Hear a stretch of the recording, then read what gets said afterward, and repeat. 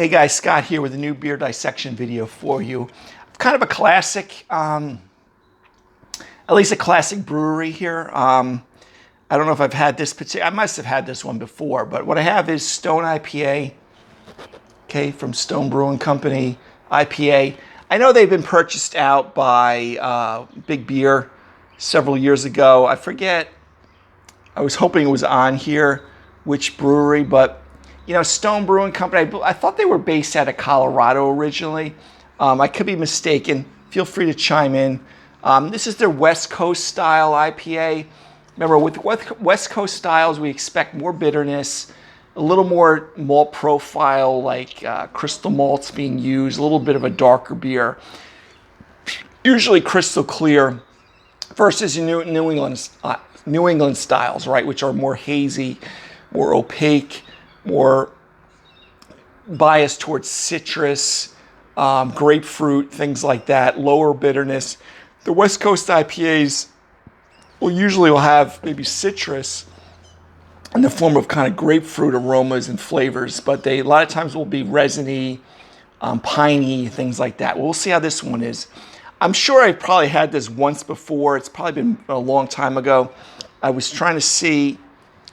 It was packaged on January of 23, so reasonably fresh. I mean, I'm here in June. I mean, it's a little bit, it's starting to push the limit, but nowadays, as long as it's being stored properly and handled properly by your distributors and local beer shops, you should be okay. But I'm just trying to see. They say this is the IPA that puts us on the map long before IPAs were craft brewing. So this is probably one of their original beers, okay? Which, since I've been doing this channel, I haven't reviewed it. I'm sure I had this eons ago. I just recently, depending on when you're watching this, did a couple of videos of Face Off, of Firestone Walker's West Coast IPA and Centennial IPA from Founders. Wish maybe I would stack this up against it too, okay, for a West Coast IPA. So this is coming in at 6.9% by volume, of course, the 12-ounce can.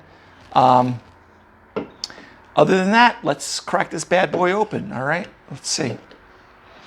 So West Coast IPA, I'm just using a regular tulip pint glass off camera. Okay.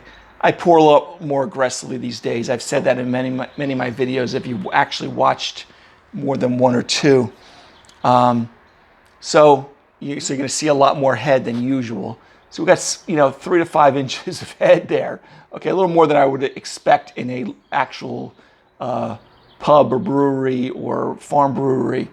Okay, the color, we got that nice light to medium gold color, very clear other than some nucleation points from my glass. My glasses are clean. I'm drinking the comforts of my home. Sometimes you'll have some, maybe not perfectly beer clean, but pretty good. I can actually see my picture through the beer, okay? So let's take a sniff of the aroma. Okay, very, getting pine and citrus, but very subdued, not very, it's not jumping off the page here. So I do question maybe it's not as fresh as it should be. Maybe if it was a little fresher, we would get a little more of the aromatics. But I kind of get this maybe grape, light peach. The citrus, which I thought I smelt initially, is not as very prominent in the pine, which I get in a lot of West Coast IPAs. Yeah, but kind of not, I'm not really that impressed with the aroma on this right now. Again, whether it's the canning date of January, I don't know. I don't know if it's a canning date or whatever, but like I'm losing a little bit of the aroma here. It actually is not as prominent as I thought when I first opened up and took the first sniff. I mean, I realized when it sits in the glass, the aromatics you start losing, but this one is not really giving me too much. Grape, maybe I got a little grapefruit in the first sniff. Okay, but let's take a look at that kind of gold. So anyway, guys, cheers. Light gold, medium gold color. Let's take a swig of this.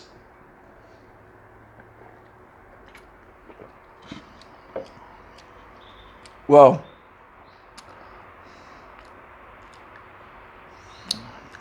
Something's happened here. I'm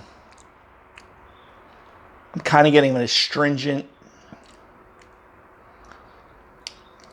caramelized, kind of like burnt something here. Definitely not good. I think we got some malt shift here. Not that I've had 50 beers with malt shift. I've had beers with malt shift as they age, the malt degradation, but not getting that pine citrus that I got on the aroma. So this may be a mishandled, oxidized beer that's a little bit too old and it's starting to turn. I didn't notice it on the color, but I'm not getting that.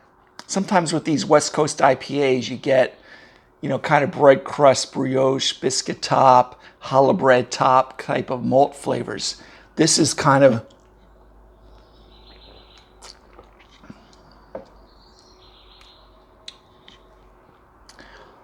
sour grapefruit, basically.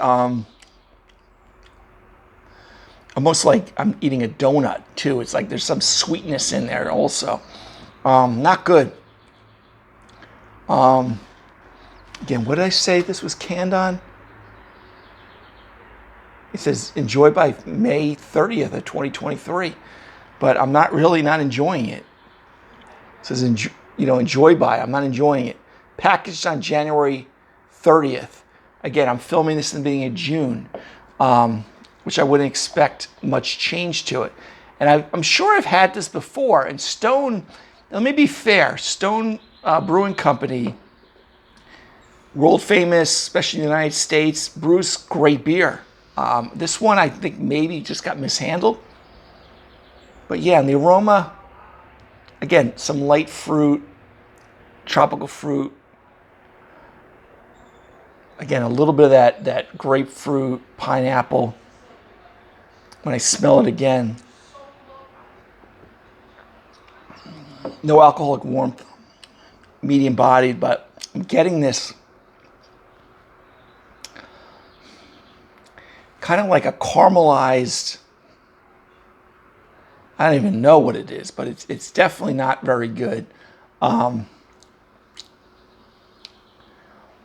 I can't even put a descriptor on it. It's just kind of giving me a little astringency on the back end in the aftertaste. And so I'm going to be fair with this. Like, I'm going to rate this beer probably, a D. Only, and I got to believe if I had a fresher one, to be fair to Stone Brewing Company, not that they really care about my YouTube channel, but it's just, I think this is starting to turn, or it has started to turn over the last month or two. And IPAs, you got to be very careful.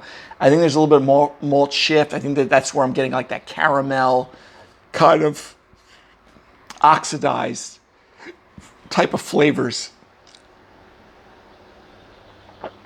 I'm not getting paper like trans-2-nonenal, but I think I'm getting a shift a little bit in the malt. Right when I first started this video, the aromas were not very strong, and even in the flavor, the hop aromas are not very strong. So that's one of the first things you start losing. You start losing some of the hop flavor aroma and some of the bitterness there. So again, guys, today's beer dissection is Stone IPA. Okay, the original. All right. In a can, so there's no light struck character to it. 6.9% alcohol, the iconic West Coast style IPA. Very bad. Not happy with it. Again, to be fair, it may just because it was canned in January. Possibly the local beer store or the distributor didn't handle it properly, keep it at good temperatures. I really think this is either aging and or oxidation that's occurring. I do study for Cicerone, so I do the off flavor spikes. I realize they're not always like spot on, but there's definitely, I think, some malt shift going on here, as well as the subduedness of the malt aroma and flavor. So really not good, guys. So I would say, listen, if you've had this beer yourself or you're having one recently, please chime in under my page and say, dude, I had a nice fresh can and it tasted great. Because I know I have great feelings about Stone Brewing Company, even though I believe they were bought out by Big Beer, so some people stick their nose up at it. I don't personally, because they usually keep on the brewers, at least in the beginning. But this is just really not performing well. We'll just say that for me today. So anyway, guys, Stone IPA, I think oxidized, aged, not great today for me, guys. But if you feel you get a fresh one, please let me know under Facebook and or YouTube. All right, guys, till the next beer dissection video. Sorry to break this to you, but Stone IPA today was not very good. All right, take care. Bye-bye.